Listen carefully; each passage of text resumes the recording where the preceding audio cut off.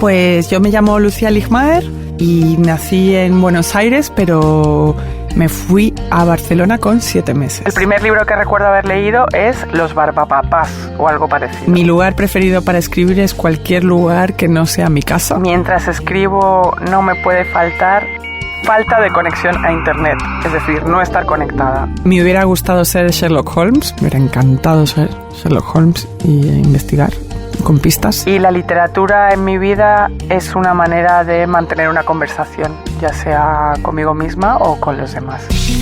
Libros, historias y autores. Notas al pie. Un podcast original de Radio 10 con la conducción de Ana Correa. Lucía, qué lindo tenerte acá en Notas al Pie. Y feliz de estar aquí. Bueno, teníamos muchas ganas de hablar con vos hace rato. Bueno, vamos a empezar por el libro que acaba de reeditarse, Casi nada que ponerte.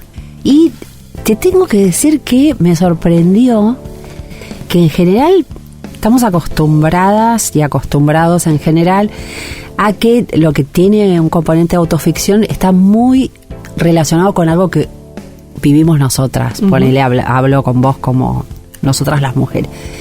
Y en cambio dije, me sorprendió la mirada sobre dos varones, la historia de ellos, y cada vez le encontré más sentido y más interés a tener esa mirada que quizás no, que igual siempre a uno le involucra la historia que cuenta. Pero bueno, me gustaría que cuentes a los que escuchan este podcast cómo elegiste contar esta historia de Jorge y de Simón.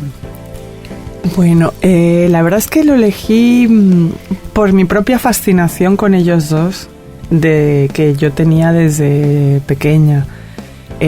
Cuando yo nací en Buenos Aires, pero crecí en Barcelona, y cuando mis padres volvían a Buenos Aires, siempre volvían con relatos sobre ellos dos, porque dentro de los amigos que tenían, eran los amigos más distintos, en el sentido de que eran modistos, tenían una casa de costura, había lujo, había belleza, y eso me fascinaba. Y después eran muy, muy amables y muy cariñosos. Y las historias que contaban eran historias que me resultaban fascinantes, como por ejemplo que en su casa se había hecho el casting de 7 años en el Tíbet para los dobles de Brad Pitt, y se llenaba la casa de dobles de Brad Pitt. O que, no sé, que le habían dicho que no a Zulemita Menem para el ramo de novia. Cosas muy llamativas que no tenían que ver nada con mi vida ni con la de mi familia. Y entonces se lo planteé a una editorial, a un gran grupo editorial, y me compró la idea y me vine con un adelanto a escribirlo. Y a partir de ahí, así empezó la historia. Pero te contaban historias fascinantes que tienen que ver, que a todas nos interesaría muchísimo, que tiene que ver un poco con la historia, un poco con estos datos que se cruzan del cine, de la farándula. Sin embargo, te fuiste a un pueblito de muy pocos habitantes en Córdoba. Sí. Campo Hermoso, ¿eh? Sí. Campo Hermoso. No, Campo Sagrado. Campo Sagrado. Pero no es el nombre real del pueblo. Ah, no es el nombre real. No, está enmascarado. Está enmascarado. Pero bueno, te fuiste a ese pueblo, digamos, para entender qué es lo que buscabas yendo, porque vamos a contar que donde estaba el negocio de ellos era en la esquina de ahora Cabello y Árabe Siria. Pero bueno, después vamos a hablar de esa esquina. Sí. Una que ahora es como muy, digamos, muy cool para los que no son de Buenos Aires, es así como lo máximo de lo cool y de lo... Pero te fuiste a un pueblo, digamos, chiquito, en las afueras de una provincia. ¿Qué buscabas ahí? No sé exactamente qué buscaba. Yo creo que buscaba entender el origen. O sea, buscaba un origen. Y lo que me encontré era algo muy distinto a lo que yo conocía, y que en realidad me ayudó a entender que la voluntad de Simón de salir de un hábitat que era el suyo, el que le tocaba por condición social, por familia, y cómo salir del pueblo y llegar a la gran ciudad implica algo que tiene que ver con el deseo. ¿no? El deseo de ser otra cosa, el deseo, en su caso además, un deseo homosexual, el deseo de ser algo que no se podía ser en su pueblo. Y creo que es un libro que en realidad está marcado por eso, por el deseo. Notas al pie. La biblioteca desordenada de Radio 10.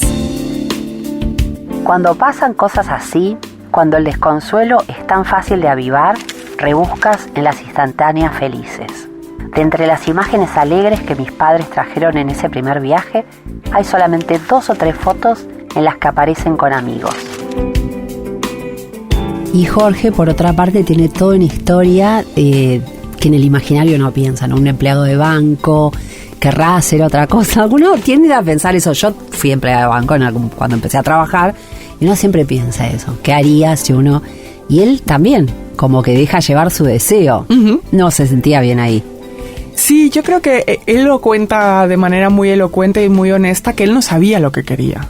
Él no sabía lo que quería y se matriculó en filosofía y estudiaba filosofía y él tenía un deseo de aprender también, de culturizarse. Venía de una familia muy pobre, se tenían que turnar con su hermana para ir a la escuela porque no podían ir los dos a la vez.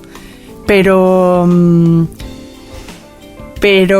yo creo que es una historia muy simbiótica en la cual uno da alas al otro y el otro sostiene, ¿no? Entonces, Simón genera las alas de la idea de la belleza y del lujo y Jorge sostiene el negocio. Entonces, se necesitan el uno al otro y además es una historia de amor también. Eso estaba pensando, fue como una telepatía porque está escrito en tono de investigación, de ensayo, pero en el fondo es una historia de amor. O sea, totalmente. Es como una historia de amor contada a partir de los hechos cotidianos, ¿no?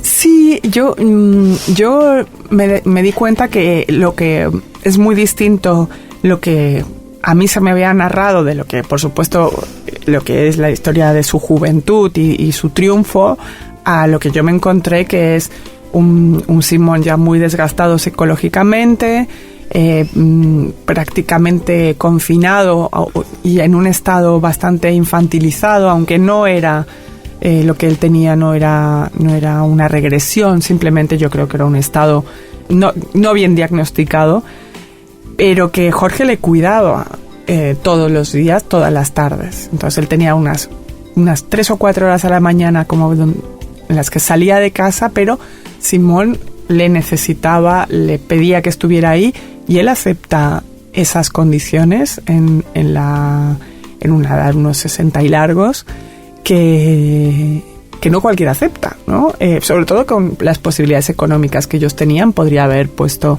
un cuidador o alguien que esté unas horas y hacer una vida más cara afuera. Pero es una historia de amor, de cuidado, de simbiosis y de entendimiento. Entonces, creo que también está lindo ver esas cosas que las vemos muchas veces en otro tipo de parejas, ¿no? ¿Por qué no? En esta. También es una historia un poco de la Argentina, de una época de la Argentina. Y me preguntaba si vos, que digamos el origen de tu familia es en Argentina, pero viviste en España casi toda tu vida, sí fue una forma también de conocer algo más cercano de tu país.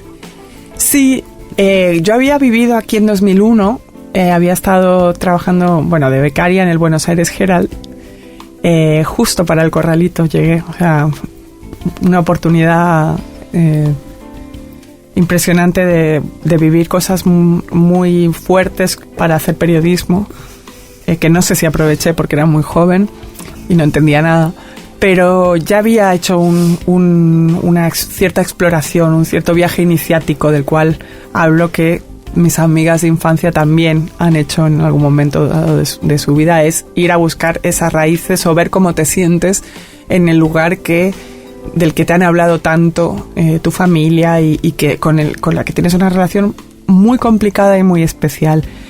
Pero claro, el hecho de venirme a entrevistar y a preparar el libro implicó otro tipo de vivencia, en la cual ahí había bueno, había que trabajar y donde no hay límites, el límite te lo pones tú. Entonces yo que soy muy caótica para muchas cosas, pero cuando se trata de trabajar me impongo muchas cosas, estudié tanto y entrevisté a tanta gente que ahora lo pienso. Hubo tantas cosas que se quedaron afuera del libro. Estudié economía, o sea, historia de la economía argentina, por supuesto, para poder entender también los cambios, la historia de la moda, los cambios de moneda, la historia de la inmigración, de las distintas olas migratorias, del urbanismo, pero era una manera de imponerme un tipo de crónica que después acabó siendo otra cosa. A la vez es como que sí, que hay que saber de todas esas cosas para entender algunas cosas de la Argentina a veces, ¿no? Volvamos a este lugar donde ellos tenían su casa de ropa, boutique. Uh-huh. Es una esquina que siempre llamó mucho la atención. Uh-huh. Ahora, yo digo ahora, se llama Cabello y Escalabrí y Árabe Siria porque en un momento una calle se llamaba La Segunda Las Heras. Eso me enteré por tu libro. Uh-huh. Y yo nací en ese barrio. Ah, sí. Y en otra época, lo que hoy es Árabe Siria se llamaba Malavia, o sea, mutó. Uh-huh. Pero esa esquina no cambia nunca, o sea, llamaba la atención hace 40 años, llama la atención hoy por esos ladrillos rojos y realmente cada persona que pasa por ahí se pregunta qué pasará ahí adentro.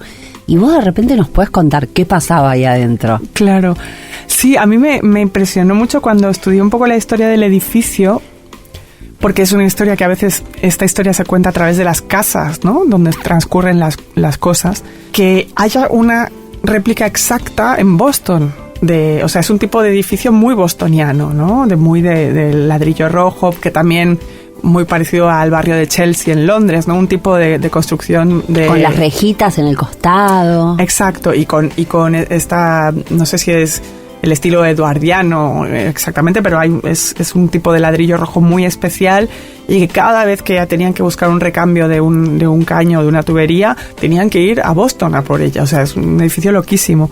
Pero también me parecía una metáfora de la idea de la copia, ¿no? O sea, que en la Argentina mucha de la moda que llegó, o sea, que hay una tradición de copistas muy importantes de, por ejemplo, cuando las señoras le encargaban los vestidos a Dior a París, no necesariamente iban ellas a París, sino que el modelo se copiaba y en la Argentina las costureras lo hacían exactamente igual. Entonces la idea de que esa casa tuviera eso me interesaba. Y después que ellos habían creado una burbuja de lujo ahí adentro, que era... siempre nos interesa lo prohibido, ¿no? Siempre cuando no te dejan entrar a un club, a una discoteca, porque es muy exclusivo, quieres entrar más, ¿no? Y la Colorada tenía eso, que era inaccesible desde afuera, pero si sabías que ahí pasaba algo, era un lugar donde se generaba también mucho deseo y te metían en una burbuja de lujo y de champán y de sonidos preciosos, que yo me lo imagino un poco como como la Alhambra en Granada, no porque se parezca en nada, sino porque esa idea de que el placer está en el interior de la casa, no en cómo sea por fuera, sino que todo pasa dentro. Una Aleph de Libros Hecho Podcast. Notas al pie en Radio 10. Lucía Ligmaer nació en Buenos Aires, pero creció y reside en Barcelona. Es escritora, periodista y crítica cultural. Colabora habitualmente en el diario El País de España. Publicó los libros Yo también soy una chica lista, Ofendiditos y Cauterio. Conduce junto a Isa Calderón el podcast cultural Deforme Semanal. En Instagram es @lalitx. Notas al pie. Notas al pie. Más que 7 locos detrás de un gran libro. La verdad que quiero aprovechar que estás acá porque, digamos, vos sos una voz, más allá de ser una escritora y de este libro que nos encantó, sos una voz muy importante para interpretar el momento que se vive en España y como una referencia también, digamos, para el feminismo. Entonces, digamos, hay algo que está pasando en España, que está pasando en Argentina, que está pasando en todo el mundo, que es como una reacción a un momento donde se ganaron un montón de derechos desde el feminismo, desde en realidad del feminismo, pero que benefician a todos. Estas, digamos, la lucha contra el patriarcado es la lucha contra la desigualdad, no es para las mujeres. Sí. Entonces, ¿cómo ves qué hacemos en este momento? ¿Qué hacemos? Ojalá lo supiera. Bueno, como dices, claramente hay una contraola reaccionaria que funciona como un castigo a los derechos adquiridos y ganados a través de mucha lucha y mucho trabajo por un cambio social y para garantizar unos derechos humanos. ¿Qué hacemos? Yo creo que no sabemos en este momento qué va a pasar tanto en España como en Argentina. Mientras estamos hablando, en España parece ser que se van a convocar nuevas elecciones porque no ha habido consenso para formar gobierno. En la Argentina está la posibilidad de que gane, una alta posibilidad de que gane la ultraderecha. Todavía esperemos que no, pero bueno, está ese peligro acecha. O sea, sí. Veremos qué pasa, pero bueno, está ahí, ¿no? Sí. En algo que resultaba inesperado hace un tiempo. Creo que pasan cosas similares en diferentes tiempos, que es que el primer golpe no lo esperas, ¿no? Cuando surgió Vox, cuando Vox llegó a los gobiernos, primero autonómicos en Andalucía y ahora al gobierno, digamos, en el Congreso de los Diputados, el primero no lo esperas.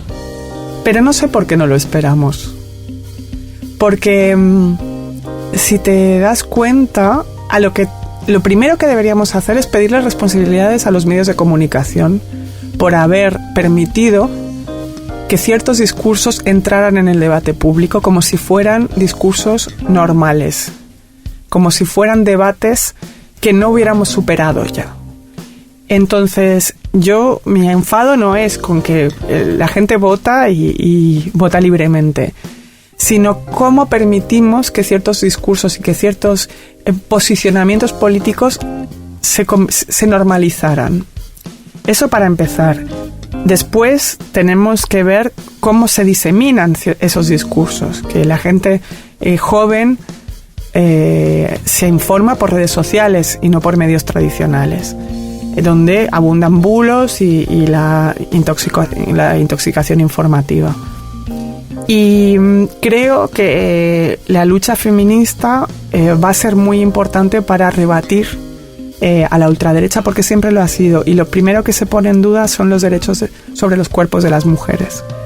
Fijémonos en lo que ha pasado en Estados Unidos con la derogación de la ley del aborto, ¿no? Están en juego, por supuesto, las libertades de todos y de todas, pero creo que estos puntos son importantes porque pasan en todos los países: intoxicación informativa y tratamiento de normalidad en los medios tradicionales.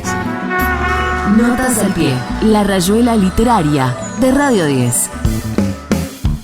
Vos querés que yo te cuente mi infancia a través de un detalle evocador, un olor, un sabor, como la Magdalena de Proust. Olvídate, en mi infancia el único aroma digno de recuerdo es el sudor.